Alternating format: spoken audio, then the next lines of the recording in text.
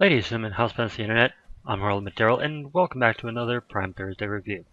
Now, before I jump into it, I'm going to be straight up and say that it was a very poor decision to review a game as large as ESO under such a short time frame with so many things already going on. I haven't really been able to experience enough of the game to form a solid opinion, so consider this more of a review in progress or a late first impression for the time being. So, that being covered, let's go ahead and get started.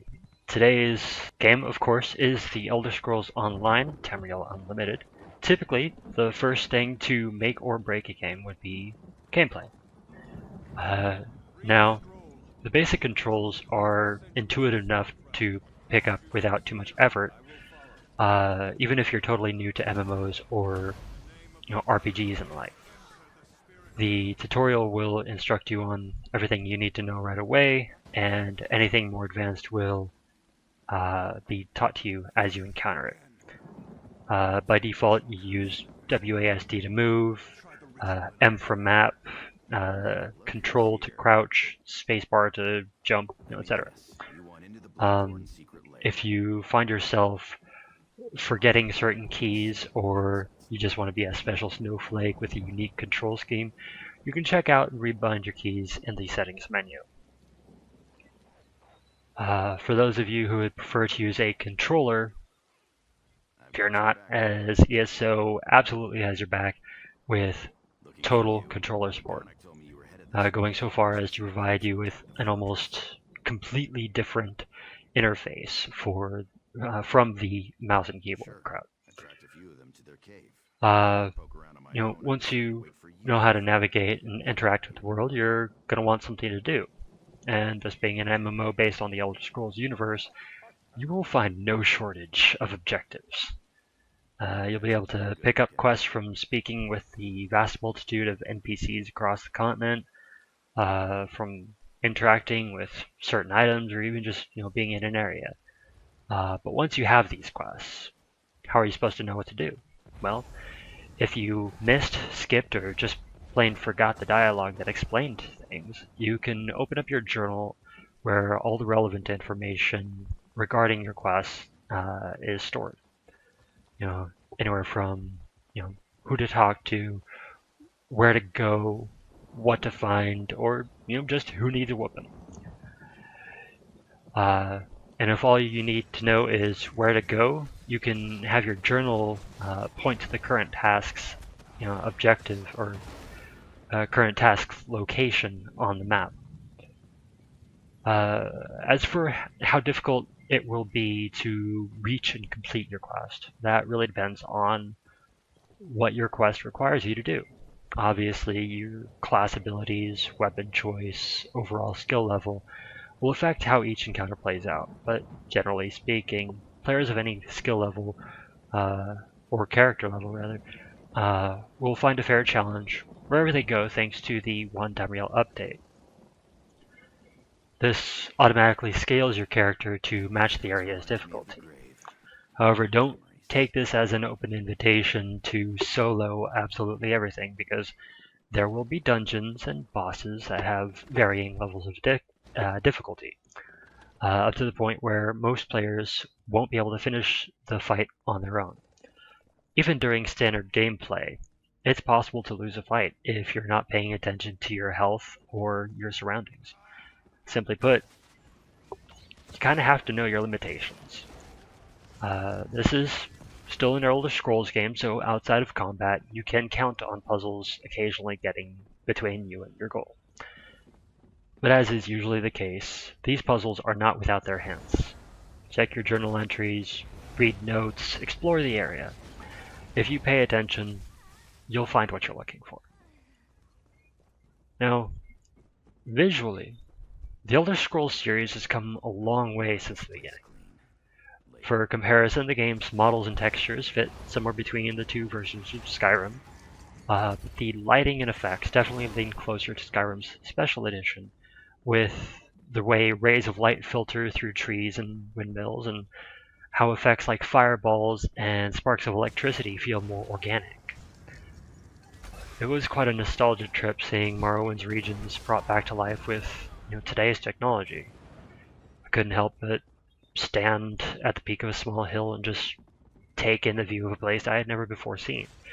Yet it felt so familiar due to my time in Vardenfell in The Elder Scrolls 3 some years ago.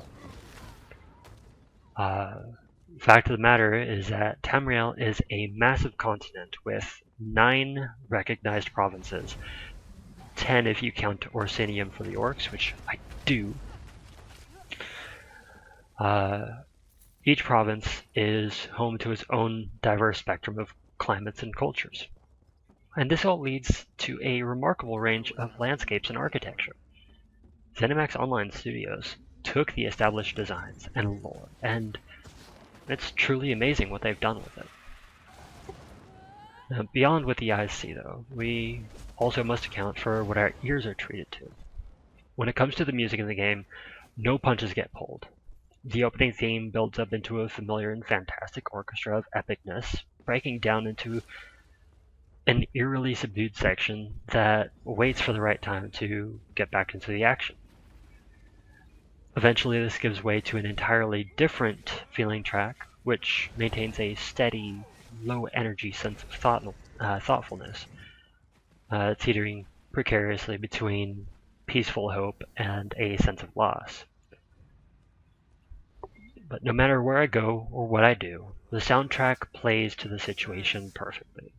Every note supports, never upstages. The ambience of windy, thundering weather or a rumbling volcano, the powerful crack as an anchor establishes itself before the enemy hordes ring out their battle cries. I whistle for my horse to gallop over stone paths, dirt patches, and grasslands to wage war. Swords and maces against shields, fireballs roaring through the air, spells of electricity and ice surging through the ground, and archers letting their arrows fly. Every sound in the Elder Scrolls Online has its place and purpose. Now, while I can't speak too much on the main story at this point, for obvious reasons, a lot of people tend to forget that story isn't only what's right in front of you. Side quests, as well as the many notes and books you'll find, show you that there's more going on in the world than just the big picture. A burned down house revealed a family with dealings in skooma. Volcanic activity tested the emotional history between a distraught Dunmer father and an Argonian trying to help him. As can be expected from an Elder Scrolls game, story and lore are everywhere, even when there are no words to tell. I walked into a cave and found a skeleton seated against a wall with a sword and backpack nearby. I wasn't there to see what happened. I can't hear him tell me the story. I can't read their note. But I can look at the clues and assume they were exploring the cave, looking for treasures when they got lost and eventually concluded that their only option was to wait for someone to find them or for the end to come. It's not really a unique tale, but I can imagine that it is their story, and everyone has one. Now, speaking of everyone, this is, of course, an MMO. So, what of the multiplayer elements? Well, I haven't experienced things like PvP or Alliance Wars, but what I do know is that there are 2 levels of identity. Now, there's the character name, which really, as far as I can tell, only really matters for the character at hand, the one that you're playing right now. But the second level of identity is the user ID. Now, the user ID is more of a universal identification, so no matter what character you're on, you will always be known by this. And on the friends list, you can see your friends by their user ID. You can see their most recently logged information, like the character they played, and that alliance, their location, their class, their level, and their status. And status, you can set your own to either online, away, do not disturb, or offline. And if you set it to offline, the game will show how long you've been offline. Of course, there is also an ignored section for those special people in your life, as well as, groups, of course. Now in groups, you can set your preferred role, such as a damage dealer, a healer, or a tank. Of course, there is something called the group finder tool to find people to help you with adventuring, getting into dungeons and alliance wars. And I would assume this is basically the matchmaking section. In regards to guilds, everyone can be up to a maximum of 5 guilds. So you can be part of more than one guild, but guild membership is based on your user ID, so you can't join 5 on one character, different 5 on another character. You can't do that. Now, you are free to create one guild on your own. You're free to lead one guild at a time. So you can lead one guild and be just a regular member of 4 others. Most features, like the guild bank or the guild store, are disabled at first, but unlocked as the guild roster grows. Default ranks are available and can be edited or removed, or you can add entirely new ranks. Now, so far from what I've experienced, there is a lot of fun to be had in questing, dungeon diving, hanging out with friends, or just randomly exploring. The world is massive and presents endless opportunities and challenges. Even going back to the subject of lore, notes, and books, I found myself opening up my journal, going to the lore library section, and just reading the books I had found.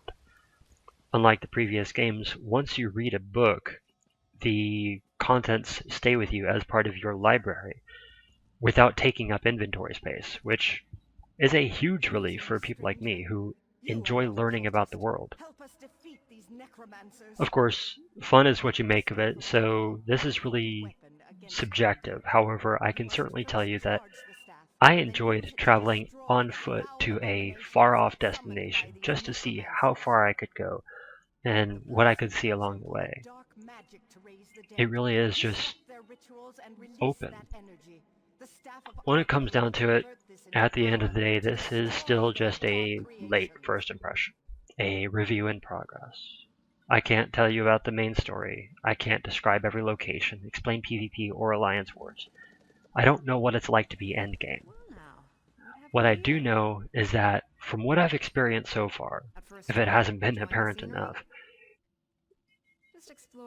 The Elder Scrolls Online, Tamriel Unlimited, has sincerely and overwhelmingly captured my interest. But, of course, I have run out of words to say, and so I remind you that anything not covered here, or perhaps in need of clarification, will be included in the full review. So stay tuned. Alright guys, I want to thank you so much for watching. If you enjoyed today's video, go ahead and hit the like button and subscribe so you don't miss any of my upcoming content. Also, in case you missed it, go ahead and check out my previous video, or take a look at what the XRP crew has to offer. As always, keep yourselves hydrated, get plenty of sunlight, my glorious houseplants. I'm Geraldo, signing out. Love, the electrifying